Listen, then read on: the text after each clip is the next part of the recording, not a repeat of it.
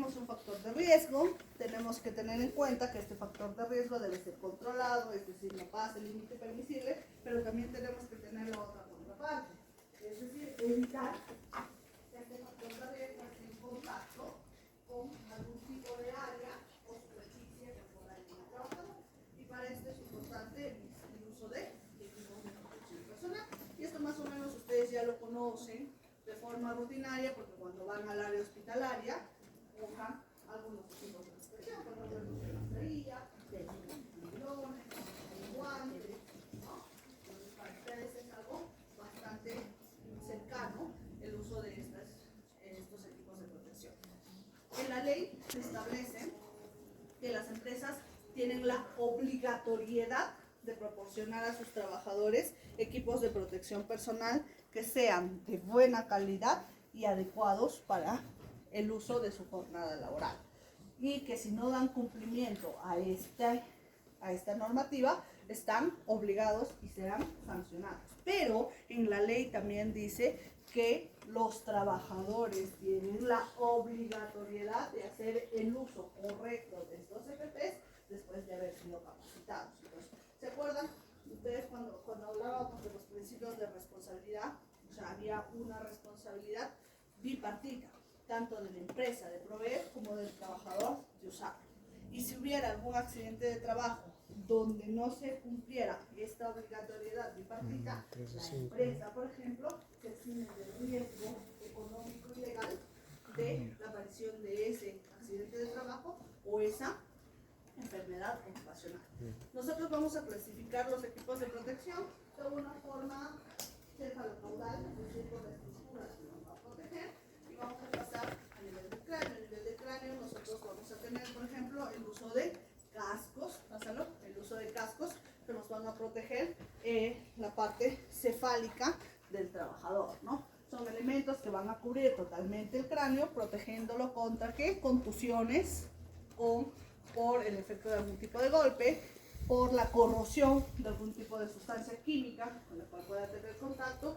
Si es de un material aislante, lo va a proteger contra las descargas eléctricas, y si tenemos alguna condicionante térmica en el ambiente, también lo va a proteger. Esta indumentaria debe ser hecha con materiales que tengan resistencia al agua para que puedan tener un mantenimiento y limpieza adecuada, a los solventes por el riesgo de contacto con sustancias químicas, resistencia a los aceites, a los ácidos, al fuego, y que sean malos conductores de electricidad para evitar este riesgo eléctrico. Dentro de los elementos o materiales que usamos para la producción de los cascos, vamos a tener materiales sintéticos tipo alguna variante de los plásticos, como son los polietilenos. Vamos a tener también sustancias que van a tener fibras de vidrio, aleación de aluminio y algunos tipos de plásticos laminados que se van a moldear, que no se pueden moldear por el riesgo de presión o contusión. Tienen dos partes: la parte visible, que es la que vemos nosotros de colorcitos, por ejemplo amarillo, blanco, rojo, que usan los ingenieros, y la parte interna, que es lo que más nos importa, que tiene una suspensión interna, que esta es como la carrocería del carro. Una cosa es la parte que tú tienes afuera y la otra parte de la carrocería, que es la que aguanta el tipo de golpe o contusión que pueda tener ahí. Los cascos se clasifican dependiendo de la protección contra impactos y salpicaduras que puedan tener. Tenemos 4 tipos de cascos. El tipo A es el casco que nos va a soportar una tensión de fuga de más de 8 miliamperios y va a tener una tensión de hasta 20.000 voltios, y son los que se utilizan para cuando se tiene riesgo de choque eléctrico, porque son cascos que van a disrumpir o van a eliminar este riesgo de choque eléctrico. Los tipos B tienen una tensión de 2200 y una fuga máxima de 3 mA. Son los que se usan para efecto de choque térmico y golpes. En el caso de los cascos tipo C, no se les impone algún tipo de exigencia referente a condiciones dieléctricas, son los que se van a utilizar en actividades de factor de riesgo químico, porque tienen gran protección corrosiva, pero no tienen la protección dieléctrica que se necesita. Y en el caso de los tipo D, son cascos que van a tener una mayor protección contra los impactos, pero no tienen ni la acción corrosiva ni la acción dieléctrica protectiva. ¿Okay? Obviamente, como todo material, tienen que tener pues, inspección y mantenimiento preventivo, que tienen que hacerse de forma periódica por el trabajador, como pues, que estén vigilando a los trabajadores que este casco no esté roto, que no esté sucio, que no tenga alguna falla constitutiva dentro de la conformación de estos, y si se hace esta correcta evaluación preventiva periódica, pueden pasar a un reemplazo si es que nos están cubriendo las necesidades. En el caso de cara y ojos, nosotros vamos a utilizar los antifaces o anteojos. Para los trabajadores que tengan riesgo de lesión a nivel de este tipo de mucosas, vamos a tener una protección visual, que pueden ser tipo anteojos o pueden ser este tipo de anteojos totalmente herméticos en el caso de sustancias químicas y sustancias biológicas. En el caso de estos líquidos, humos, vapores y gases, vamos a utilizar estos anteojos de cierre hermético. Y en el caso de radiaciones, adicionalmente se va a tener una cobertura en los lentes que se van a opacar y disminuir la lesión por radiaciones, preferentemente radiaciones de tipo infrarrojas y ultravioletas. En el caso de que se requiera una protección facial mucho más completa, lo que vamos a usar es el tipo de máscaras con protección, como por ejemplo lo que usan los soldadores, en el cual no solamente necesitan protección del ojo, sino de todo el rostro, ¿no? Que nos van a proteger. Estos pueden ser de diferentes materiales, algunos de sustancia que tengan composición dieléctrica, como los tipos de plástico, o en algunos casos no necesariamente eso, sino solamente una protección visual, como por ejemplo los que usamos, las mascarillas que usamos cuando operamos a un paciente con VIH o hepatitis, que nos ponemos un antifaz que solamente es de material de polietileno.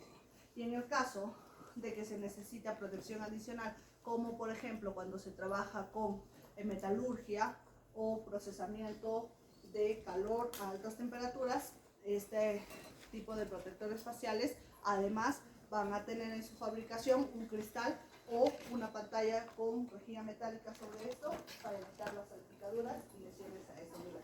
En cuanto a la protección del oído, nosotros podemos usar ya sean estos tampones, ¿okay? O ya sea este tipo de indumentaria tipo orejeras.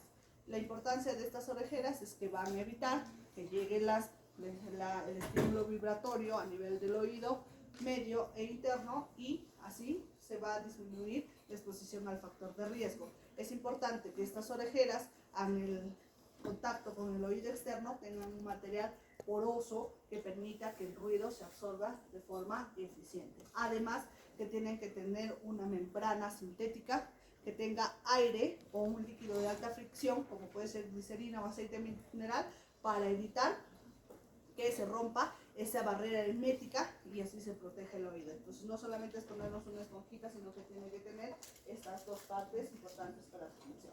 En cuanto a las vías respiratorias, nosotros podemos usar desde mascarillas hasta respiradoras de forma autónoma. En el caso de las mascarillas y purificadores, vamos a tener que escoger el tipo de filtro para cada tipo de agente contaminante en el desarrollo de la actividad.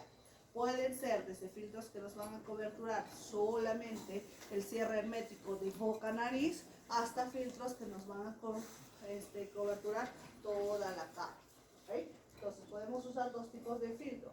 El filtro de arriba, que es el filtro de partículas, y el filtro de abajo, que es tipo una esponjita, que es un respirador con filtro químico, que sí te protege contra gases y vapores. Entonces, la importancia de diferenciarlos para cada actividad. También podemos usar en un ambiente que tenga altos niveles de agentes químicos que sean muy tóxicos, este tipo de respiradores con suministro de aire, en el cual tenemos un balón que lleva directamente hacia la cámara anterior de la máscara, aire directo mediante una tubería conectada de cierre hermético. O podemos usar los respiradores autónomos que tienen una protección respiratoria completa frente a gases tóxicos, o en algunas condiciones donde tengamos deficiencia de oxígeno, por ejemplo en contaminantes de hidrocarburo o dióxido de carbono. Como para todo material, la inspección y mantenimiento preventivo es importante. El cambio frecuente de estos filtros, que si alguna parte elástica está muy tirante o se ha aflojado, cambiarla, que la sujeción hermética a nivel de fosa nasal y boca sea la correcta, y si no, hacer el cambio pertinente. Las válvulas de inhalación de estos filtros, al menos los autónomos, deben tener una limpieza periódica, porque si no van a deformarse y esto va a permitir el pase de partículas. Tienen que tener además una limpieza continua de todas las partes que tengan superficie de caucho, para que tengan una adecuada sujeción y el cierre que estamos buscando. A nivel de las manos vamos a tener que usar un protector, y lo que usamos más frecuentemente son los guantes, ¿no? Los guantes, dependiendo del material que nosotros usemos, van a ser destinados a diferente tipo de actividades. Por ejemplo, los guantes de cuero se van a utilizar en actividades donde nosotros vamos a tratar de prevenir, o queremos prevenir qué cosa, cortaduras, o queremos prevenir el tipo de lesión por agentes punzocortantes. Los guantes de goma pura se van a utilizar para actividades donde tengamos circuitos eléctricos energizados, porque tienen una capacidad dieléctrica alta. Los guantes de material sintético como caucho, neopreno o PVC se van a utilizar cuando usemos la manipulación de sustancias químicas de cualquier tipo, ácidos, aceites y solventes. Y los de asbesto se utilizan en aquellas actividades metalúrgicas, por ejemplo, donde tenemos gran cantidad de radiación infrarroja, como soldaduras, fundidoras y en los horneros. Entonces el material va a depender mucho dirigido a qué tipo de actividad está. Los que tienen clases con el doctor Madrid salen 4:30 en silencio por la parte de atrás. Y atrás en el caso de la parte distal de las extremidades, piernas, pies, nosotros vamos a utilizar el tipo de botas, ¿ok? Estas botas generalmente tienen que llegar sobre el tercio medio de la pierna, y dependerá también del material que nosotros usemos para ver frente a qué tipo de actividad nos van a proteger. Tenemos algunas partes en estas botas. Vamos a tener la puntera o casquillo de acero, como por ejemplo lo que se usa en minería, que tienen una punta de acero. Estas botas o estos zapatos, tenemos que tener una suela que sea de tipo antideslizante. Se pueden usar suelas de goma o de PVC. Y tenemos el caparazón, que es el resto de la bota, que pueden tener materiales como cuero o pueden tener materiales tipo de PVC. Esto, la importancia es que sean resistentes a impacto, acciones de punzocortantes, y que tengan resistencia a los agentes químicos de acción corrosiva. Entonces tienen que tener esa capacidad de ser resistentes a los agentes ácidos y solventes. Dependerá también del tipo de actividad, el tipo de calzado que vamos a usar. Por ejemplo, estos zapatos con protectora o puntera se van a utilizar en aquellas actividades donde tengamos riesgo de contusión. Por ejemplo, actividades donde queremos proteger al pie de que algo le caiga encima, de que algo se ruede o se vuelque sobre este pie. Son los llamados zapatos de seguridad, que usan, por ejemplo, en construcción, en la minería. En el caso de que tengamos riesgo de choque eléctrico, vamos a usar zapatos que tengan una capacidad dieléctrica alta, y para esto vamos a usar materiales como el caucho o la goma. Las botas de PVC se utilizan en aquellas actividades donde tenemos riesgo de pinchar o que tengan rasgadura. Y para una protección adicional se pueden usar las polainas, ¿okay? Que son prefabricadas de cuero curtido, que van a proteger, aparte de esta rasgadura, también a la corrosión por agentes químicos. Y para aquellos trabajadores donde tenemos el riesgo por trabajos en altura, vamos a utilizar este tipo de cinturones. Dependerá del tipo de cinturón también relacionado a la actividad. Y lo que más importa no es el cinturón mismo, sino la línea de vida que va a tener. Todos los cinturones de seguridad van atados a una línea de vida. De nada, si tenemos mi cinturón y no tengo mi colita que me resiste, igual no va a caer. Lo más importante es la línea de vida que está usada. Y la línea de vida debe ser de un material que sea resistente a la corrosión, que sea resistente al riesgo de rasgadura y que sea resistente a la radiación básicamente ultravioleta, es decir, con el impacto o la exposición al sol no se rompa y no se desgaste. ¿Ok? Pásalo. Entonces, vamos a tener tipos de cinturones. El cinturón simple es aquel que está formado solamente por una banda de cintura, o sea, se pone a la cintura y tiene unido en la parte posterior su línea de vida. ¿Ok? Se va a utilizar en actividades donde tengan poco riesgo de caída. Los otros tipos de cinturones son los que tienen arnés al pecho. Entonces, se utiliza para riesgos con caída limitada, es decir, a cierta altura menor de 10 metros. ¿Esto qué tiene? La banda a la cintura y dos bandas reguladoras que van de espalda a pecho, o sea, lo rodea. Como los tirantes de los pantalones antiguos, igualito. Su correíta, sus dos tirantes y en la parte posterior unido a su línea de vida. El tipo para las caídas es el que tiene los reguladores de pecho, o sea, de adelante hacia atrás, tiene las bandas reguladoras y además tiene una banda a nivel de la parte superior de los muslos. Es como si tuviéramos una panty, la correa y los dos de acá. Y el tipo asiento es aquel que está constituido por la cintura, la banda unida a la cintura en los costados y un tipo asiento de cuerdas salvavidas que va desde atrás hacia la parte posterior del muslo para poder sentar. Y esto se utiliza en actividades alturas como por ejemplo los que limpian vidrios. Bueno. Y por último vamos a tener la ropa protectora que va a tener como objetivo la protección del resto del cuerpo. Entonces, dependerá del material de la ropa para que nosotros podamos tener un efecto. Por ejemplo, la ropa que es de un material tejido, ¿okay? Nos va a tener en silencio.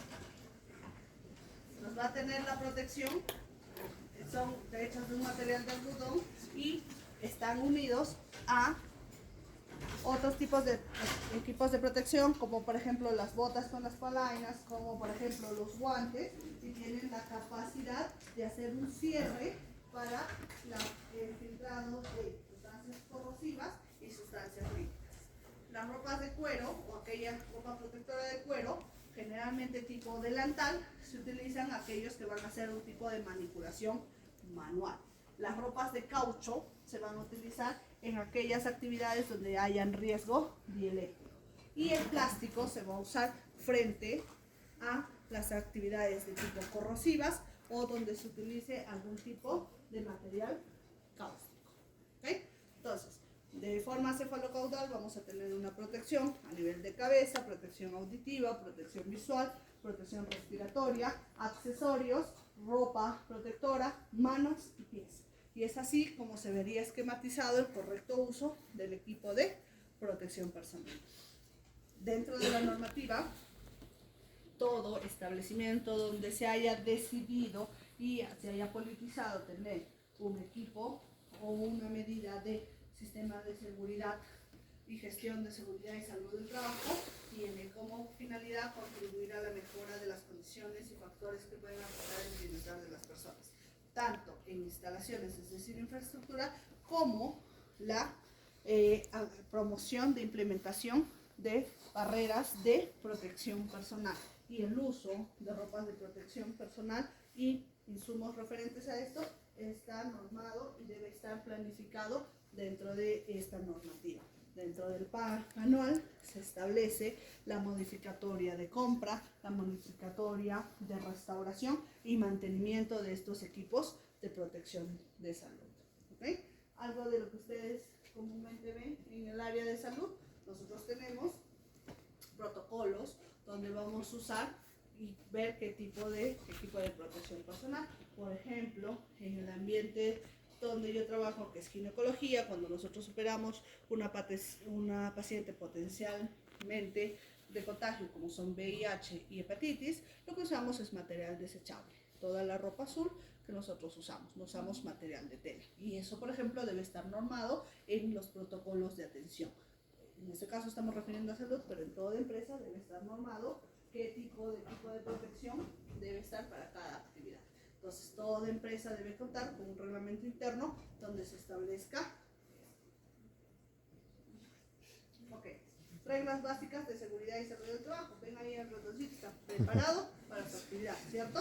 Por si hay algún riesgo de contusión, usamos un casquillo. ¿Cuáles son las reglas básicas de seguridad? Debemos seguir las instrucciones permanentemente los procedimientos. Si nosotros no conocemos la actividad, no lo haga, no arriesgue si no sabe. Si no sabe, no lo haga. Y pregunte, siempre. Por eso es que dentro de los planes anuales de seguridad y salud del trabajo están las capacitaciones. Capacitación de actividad y capacitación de protección.